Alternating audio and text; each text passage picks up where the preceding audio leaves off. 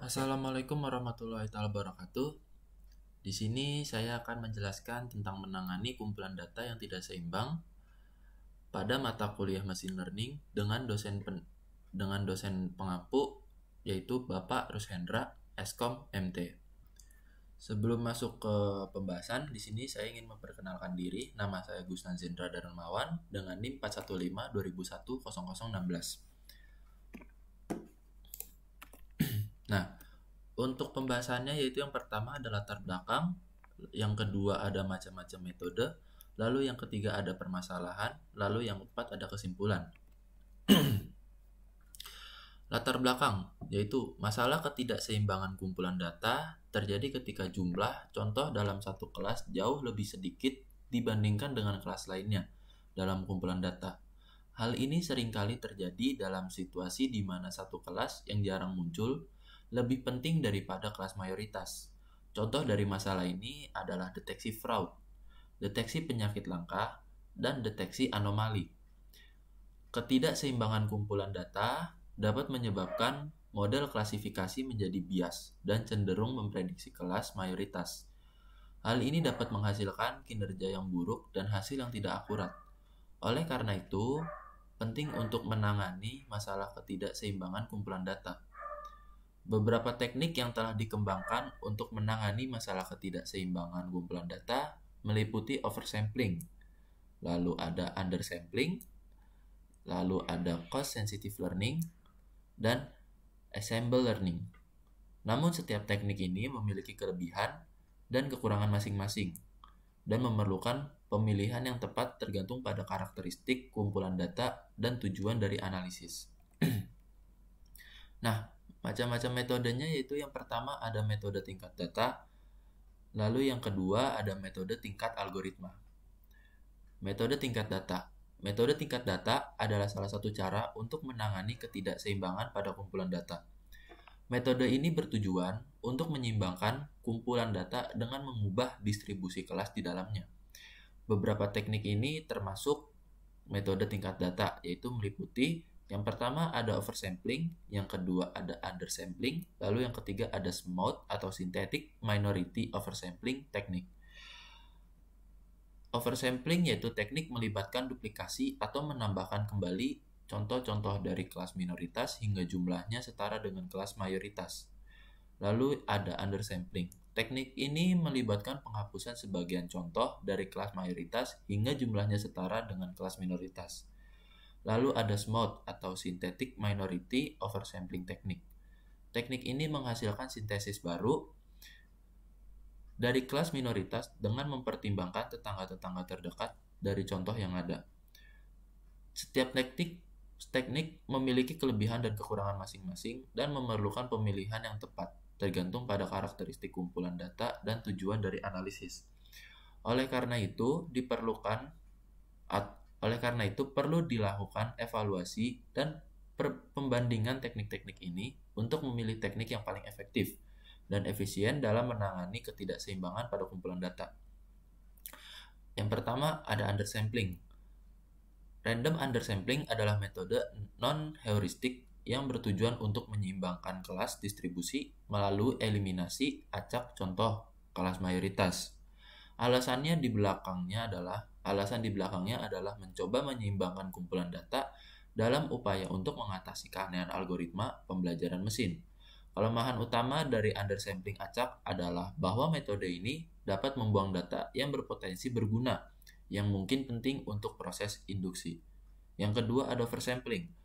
Nah, dari beberapa penulis setuju bahwa oversampling acak dapat meningkatkan kemungkinan terjadi overfitting karena membuat salinan yang tepat dari contoh minoritas. Dengan cara ini, pengklasifikasi simbolik misalnya dapat membuat aturan yang tampaknya akurat, tetapi sebenarnya mencakup satu contoh yang direplikasi. Selain itu, oversampling dapat memperkenalkan tugas komputasi tambahan jika kumpulan data sudah cukup besar tetapi tidak seimbang. Yang ketiga ada smooth atau synthetic minority oversampling teknik. Smooth ini adalah salah satu teknik oversampling dalam metode tingkat data yang bertujuan untuk menyeimbangkan kumpulan data dengan menambahkan contoh sintetis baru dari kelas minoritas. Teknik ini dilakukan dengan mempertimbangkan tetangga-tetangga terdekat dari contoh yang ada dan membuat contoh sintesis baru di antara contoh-contoh tersebut. Kelebihan SMOD ini yaitu teknik ini tidak membuang data yang berharga dan dapat meningkatkan representasi dari kelas minoritas. Selain itu, SMOD juga dapat mengurangi overfitting pada model karena menambahkan variasi pada kelas minoritas. Namun, SMOD juga memiliki kekurangan. Nah, teknik ini tidak berfungsi dengan baik jika kumpulan data memiliki banyak fitur atau fitur yang tidak relevan.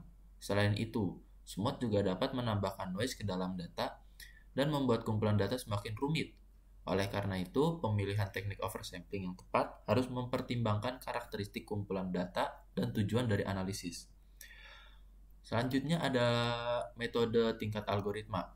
Metode tingkat algoritma adalah salah satu cara untuk menangani ketidakseimbangan pada kumpulan data dengan memodifikasi algoritma klasifikasi yang digunakan untuk meminimalkan dampak dari ketidakseimbangan tersebut.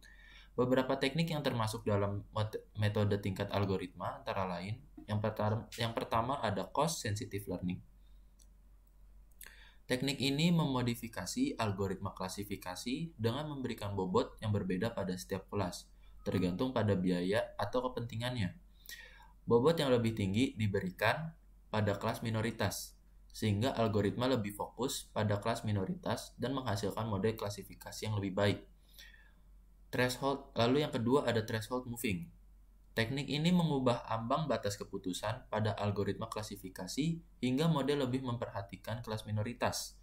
Dengan mengubah ambang batas keputusan, model klasifikasi dapat memperhitungkan akurasi kelas minoritas dan mayoritas secara seimbang. Lalu yang terakhir yaitu one class classification. Teknik ini melibatkan pembuatan model klasifikasi untuk kelas minoritas saja dengan mengabaikan kelas mayoritas. Teknik ini cocok untuk digunakan pada situasi di mana kelas minoritas sangat sulit untuk didefinisikan. Nah, ini ada cost sensitive learning.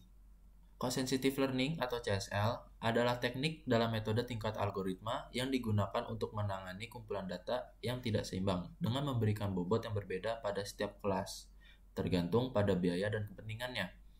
Teknik ini memodifikasi algoritma klasifikasi dengan memberikan nilai cost atau biaya yang berbeda pada setiap jenis kesalahan klasifikasi. Dalam algoritma klasifikasi ini, CSL dapat diimplementasikan dengan cara memberikan bobot yang lebih tinggi pada kelas minoritas daripada kelas mayoritas.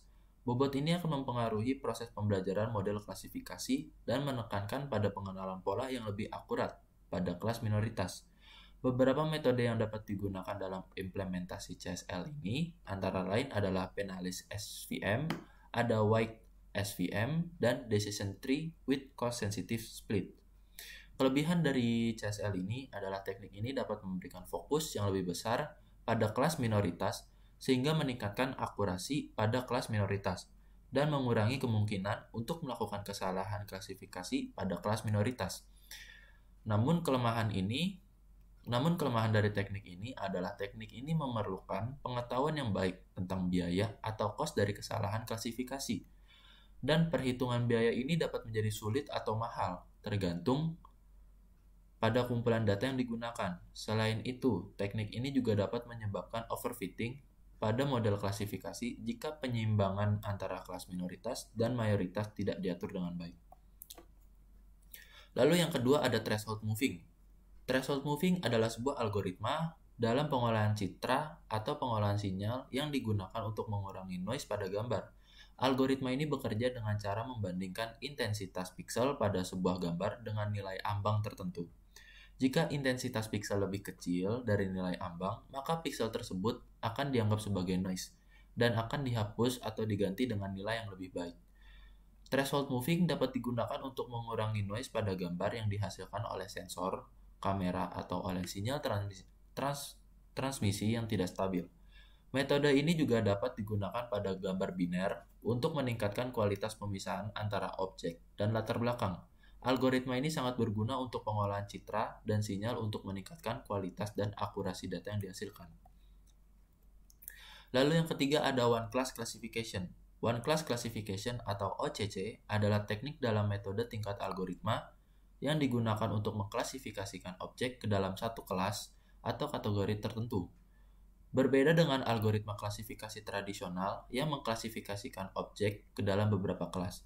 Teknik ini biasanya dalam situasi di mana hanya sedikit atau bahkan tidak ada contoh negatif atau sampel dari kelas yang berlawanan. Keuntungan dari penggunaan OCC ini adalah model yang dihasilkan dapat digunakan untuk mendeteksi anomali atau data yang tidak umum dalam kumpulan data yang diberikan. Dan teknik ini juga dapat membantu mengurangi bias dalam pengambilan keputusan dengan mempertimbangkan data anomali dalam analisis. Namun, kelemahan dari teknik ini adalah bahwa penggunaannya terbatas pada situasi di mana hanya sedikit atau bahkan tidak ada contoh negatif dari kelas yang berlawanan. Dan teknik ini juga memerlukan pemilihan fitur atau atribut yang tepat untuk membangun model yang efektif. Nah, permasalahannya, sejumlah makalah membahas interaksi antara ketidakseimbangan kelas dan masalah lain seperti masalah pemisahan kecil dan kasus yang jarang terjadi, duplikasi data dan kelas yang tumpang tindih. Ditemukan juga bahwa dalam kasus-kasus tertentu mengatasi masalah kecil yang terpisah tanpa memperhatikan masalah ketidakseimbangan kelas sudah cukup untuk meningkatkan kinerja. Metode untuk mengobati disfungsi kasus yang jarang terjadi serupa dengan estimasi M atau rata-rata replace, tetapi memerlukan penyesuaian yang lebih sedikit. Ditemukan juga bahwa duplikasi data umumnya berbahaya, meskipun untuk pengklasifikasi seperti net bias atau perceptrons dengan margin diperlukan duplikasi tingkat tinggi untuk memecahkan klasifikasi. Alasan mengapa ketidakseimbangan kelas dan tumpang tindih kelas terkait karena kesalahan klasifikasi sering terjadi di dekat batas kelas di mana tumpang tindih biasanya terjadi juga.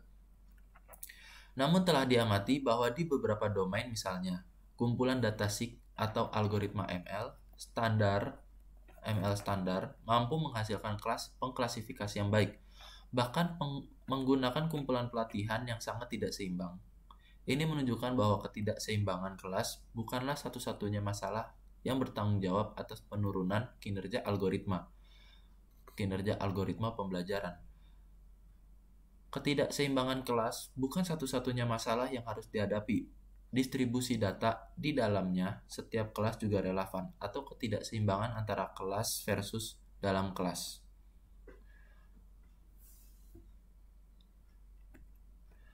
Nah, kesimpulannya, secara praktis nih, sering dilaporkan bahwa pembelajaran yang peka terhadap biaya mengungguli resampling acak. Metode pengambilan sampel ulang dan kombinasi yang cerdas dapat melakukan lebih dari sekedar pembelajaran yang sensitif terhadap biaya karena metode tersebut dapat memberikan informasi baru atau menghilangkan informasi yang berlebihan untuk algoritma pembelajaran. Hubungan antara ukuran kumpulan pelatihan dan kinerja klasifikasi yang tidak tepat untuk kumpulan data yang tidak seimbang tampaknya adalah bahwa pada kumpulan data kecil yang tidak seimbang, kelas minoritas tidak terwakili dengan baik oleh jumlah contoh yang sangat berkurang, yang mungkin tidak cukup untuk belajar, terutama ketika tingkat tumpang tindih kelas yang besar ada dan kelas dibagi lagi menjadi subcluster. Untuk kumpulan data yang lebih besar, efek dari faktor-faktor rumit ini tampaknya berkurang karena kelas minoritas lebih baik diwakili oleh jumlah contoh yang lebih banyak. Mungkin itu saja yang bisa saya sampaikan, kurang lebihnya mohon maaf. Wabillahi taufik walhidayah. Assalamualaikum warahmatullahi wabarakatuh.